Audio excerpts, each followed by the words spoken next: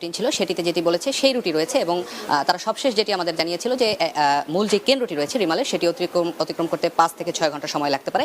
সেক্ষেত্রে রাত আমরা ধরে নিয়েছি রাত আনুমানিক 3টা নাগাদ হয়তো এই কেন্দ্রের যেই অবস্থানটি রয়েছে সেটি বাংলাদেশ অতিক্রম করবে। আমরা একটু আবহাওয়া অধিদপ্তরে রয়েছে এবং এখানে আমাদের সাথে ডক্টর আবুল কালাম মল্লিক রয়েছেন আবহাওয়াবিদ। আমরা একটু তার কাছ থেকে সবশেষ আপডেটটি জানতে চাই যে কেন্দ্র আমরা আপনারা এর আগে যেমনটি জানিয়েছিলেন যে 5 থেকে 6 ঘন্টা লাগতে পারে, একটু সবশেষ আপডেটটি যদি বলেন। এখন তো 2 ঘন্টা সময় অতিবাহিত হয়ে গেল।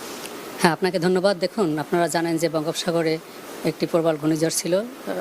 সন্ধ্যা থেকেই তার প্রভাব উপকূলে পড়তে শুরু করেছে এবং আমরা 8টার সময় যে স্পেশাল বুলেটিন দিয়েছি সেখানে বলেছি যে সে উপকূল অতিক্রম শুরু করেছে এবং সেক্ষেত্রে 5 থেকে 7 ঘন্টা সময় লাগতে পারে।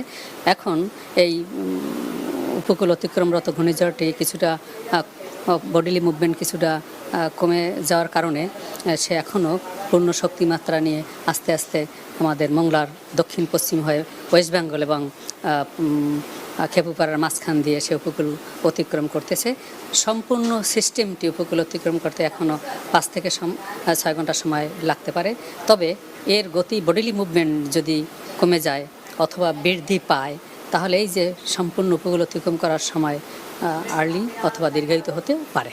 সেক্ষেত্রে আপনারা বলছিলেন যে এখন গতি রয়েছে 13 কিলোমিটার বা 14 কিলোমিটার এরকম গতিতে আগাচ্ছে, সেক্ষেত্রে কি আরও এই সময় বাড়তে পারে?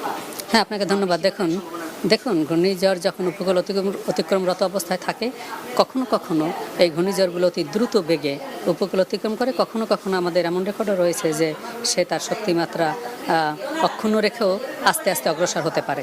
তবে আমরা মনে করি এখন সে পূর্ণ শক্তিমাত্রা নিয়ে উপকূল ক্রস করছে এবং সম্পূর্ণ ক্রস করতে টেন্টেটিভ 5 থেকে 6 ঘন্টা সময় লাগবে সম্পূর্ণ সিস্টেমটি উপকূল অতিক্রম করতে।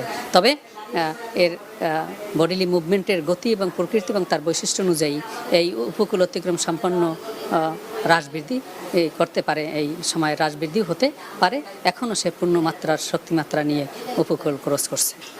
ছোট প্রশ্ন যদি করি, আমরা এর আগে দেখেছি যে যখন এরকম ঘূর্ণিঝড় আসতো ঢাকায় আসলে বৃষ্টিপাত হতো, কিন্তু আজকে আমরা সেরকম আসলে এখনো পর্যন্ত দেখিনি। ঢাকায় কি বৃষ্টিপাতের সম্ভাবনা কখন রয়েছে?